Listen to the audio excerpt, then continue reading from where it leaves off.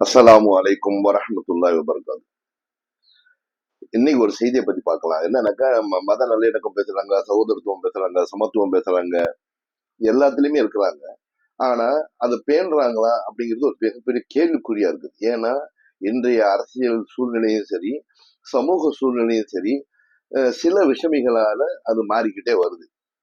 ஒரு மாற்றத்தை கொண்டு வரணும்னு ஆசைப்படுறாங்க. ஆனா, நம்ம தமிழ்நாடு எப்படி இருக்குது? இப்ப நம்ம எப்படி இருக்கிறோம்? இப்ப இங்க பெரும்பாலும் இந்துக்கள் இருக்கிறாங்க, கிறிஸ்தவர்கள் இருக்கிறாங்க, இஸ்லாமியர்கள் இருக்கிறாங்க. இன்னும் மதங்கள் இருக்குது. இப்ப ஜெயின மதம் இருக்குது, யூத மதம் இருக்குது, இன்னும் நிறைய இருக்கிறாங்க. அதுல நம்ம தமிழ்நாட்டை பத்தி நம்ம உதாரணத்துக்கு எடுத்துக்கலாம். இப்போ எந்த ஒரு ஹிந்துவும் வந்து ஒரு கிறிஸ்தவரிடமோ ஒரு இஸ்லாமியரிடமோ நீங்க வந்து சிலையை வணங்குங்க, வணங்கித்தான் ஆகணும், இல்லைன்னா உங்களை தொலைச்சு போடுவேன் அப்படின்னு யார் வந்து கட்டாயப்படுத்துறது இல்லை.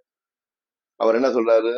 எங்களுக்கு பிடிச்சிருக்கு, எங்களுக்கு கல் இருக்கு, நாங்க கல்ல கடவுளா நினைக்கிறோம், அதனால நாங்க வணங்குறோம் அப்படின்னு அவங்க சொல்றாங்க.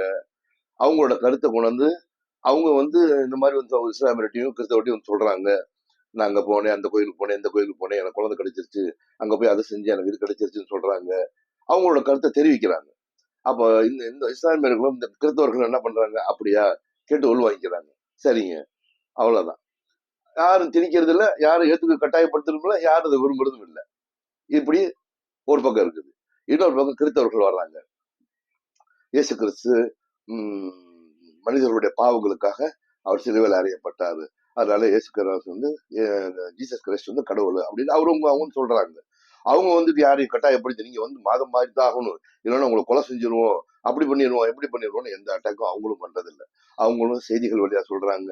இன்னும் பாத்தீங்கன்னா அதிகமான கல்வி, மருத்துவம், இந்த மாதிரி நிறைய உதவிகள் அவங்களும் பண்றாங்க, இந்துக்களும் பண்றாங்க. நம்ம சமூகத்துல யாரும் வந்து கட்டாயப்படுத்துறதோ திணிக்கிறதோ வந்தது கிடையாது. ஆனா சொல்றாங்க. அவங்க கருத்து எப்படி இந்துக்கள் மக்கள் மக்கள் மத்தியில சொல்றாங்களோ அது மாதிரி அவங்களும் சொல்றாங்க. அப்போ இந்துக்களும் இஸ்லாமியர்களும் கேட்டுக்கிட்டு அவங்க அவங்க வேலையை பாக்குறாங்க.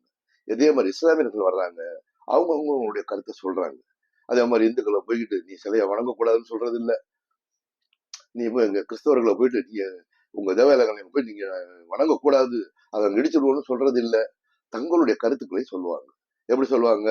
இறைவன் ஒருவன் தான், இறந்ததுக்கு அப்புறம் ஒரு கேள்வி கணக்கு இருக்குது, இறைவன் ஒவ்வொருவரையும் எப்படி படைத்தானோ அதே மாதிரி இந்த உலகம் முழுவதையும் அழித்து விட்டு பிறகு மீண்டும் எழுப்பி அவரவர் செய்த செயலை பற்றி நிச்சயமாக கேள்வி கேட்பான் அப்படிங்கிற செய்தியை சொல்றாங்க. அத இந்துக்களும் கேட்கறாங்க, கிறிஸ்தவர்களும் கேட்கறாங்க. கேட்டுட்டு என்ன பண்றாங்க? இவங்க போயிட்டு கத்தியை வச்சு மிரட்டி ஆளுகளை கூட்டு போயிட்டு நீங்க இஸ்லாமிய மாறுன்னு எந்த இஸ்லாமியும் செய்யறது இல்லை. இவங்க கருத்தை சொல்றாங்க, அவங்களும் கேட்கறாங்க. கேட்டுட்டு அவரவருக்கு எது பிடிக்குதோ, அவரவருடைய உரிமை எதுவோ அதை அவங்க ஃபாலோ பண்ணிட்டு இருக்கிறாங்க. இதுல யாருக்கும் எந்த பிரச்சனையும் கிடையாது. அதனாலதான் கிறிஸ்தவர்களுடைய கல்யாணங்கள்லயும் சரி, இஸ்லாமியர்களுடைய கல்யாணங்கள்லயும் சரி, இந்துக்களுடைய கல்யாணங்கள்லயும் சரி, இந்த 3 பேருமே சரிவர கலந்து இருப்பாங்க, கரெக்டா இருப்பாங்க. இவங்களுக்குள்ள எந்த விதமான ஏற்றத்தாழ்வுகளும் எதுவுமே கிடையாது. அவங்களுக்கு தெரியுது, அவருக்கு அது பிடிச்சிருக்கு, அவர் அதை ஃபாலோ பண்றாரு, அவருக்கு இது பிடிச்சிருக்கு, அவர் இதை ஃபாலோ பண்றாரு.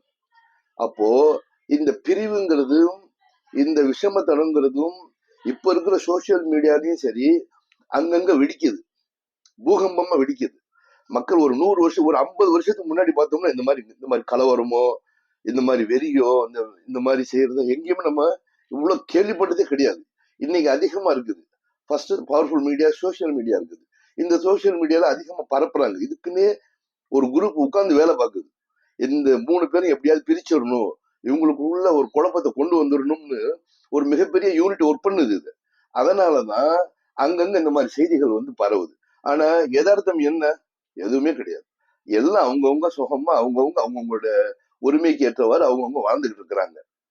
இதுதான் சமத்துவம், இதுதான் மனிதநேயம். ஒரு மனுஷன் அடிபட்டு கிடக்குறான், அப்படி ரோட்ல கிடக்குறான்னா அவன் ஹிந்துவா கிறிஸ்தவனா இஸ்லாமியனா யாரும் பாக்குறதே கிடையாது. ஓடி போய் அவனை தூக்கி அந்த ஹாஸ்பிட்டல்ல போய் கொண்டு போய் சேர்த்து அவனுக்கு என்ன செய்யணுமோ அதை செய்வாங்க. இதுதான் வந்து மனிதநேயம், இதுதான் சமத்துவம், இதுதான் மத நல்லிணக்கம். அவன் எந்த மதத்தை செஞ்சவன்னு இங்க உள்ளவங்க யாருமே பாக்குறது கிடையாது. அதனாலதான் தமிழ்நாட்டுக்கு உள்ள இந்த மாதிரி இந்த மத கலவரங்களோ ஜாதி கலவரங்களோ வேற்றுமையோ பார்க்க முடியவே முடியாது. ஆனா சில விஷயங்கள் முயற்சி பண்றாங்க. இது வந்து வேற்றுமையில் ஒற்றுமை, எல்லாருக்கும் வேற வேற கருத்து இருக்கு, ஆனா மனித நேயங்கிறதுல ஒற்றுமை இருக்கு. இந்த ஒற்றுமையை உடைக்க பாக்குறாங்க. அது முடியாது. தமிழ்நாட்டுல மட்டும் முடியாது. ஏன் தமிழ்நாட்டுல முடியாதுன்னா, இங்க எல்லாருமே புரிஞ்சுக்கிட்டாங்க. அது மாதிரி எல்லாரோட ஃபோர் ஃபாதர்ஸும் பாத்தீங்கன்னா, இப்ப அவர் கிறிஸ்தவரா இருக்கட்டும், இஸ்லாமியரா இருக்கட்டும், ஹிந்துவாக இருக்கட்டும், யாரா இருந்தாலும் சரி, அவங்களோட ஃபோர் ஃபாதர்ஸ் எல்லாம் பாத்தீங்கன்னா வேற வேறையா இருப்பாங்க. ஒரு 4-5 தலைமுறை 10 தலைமுறைக்கு முன்னாடி எல்லாம் போனோம்னா வேற வேற யார் யாரவோ இருப்பாங்க. காதர்பாயா இருந்தவர் கருப்பசாமியா இருந்திருப்பாரு. அதே மாதிரி வின்சென்டா இருந்தவர் விக்னேஷா இருந்திருப்பாரு. ஆனா காலத்தால அவர்கள் ஏற்றுக்கொண்ட அந்த கொள்கையும் அவர்களுக்கு எது பிடிக்குதோ அந்த ஈர்ப்பின்பால் அவங்க போயிருக்காங்க. அதனால இவங்க எல்லாருமே ஒண்ணா இருக்கிறாங்க.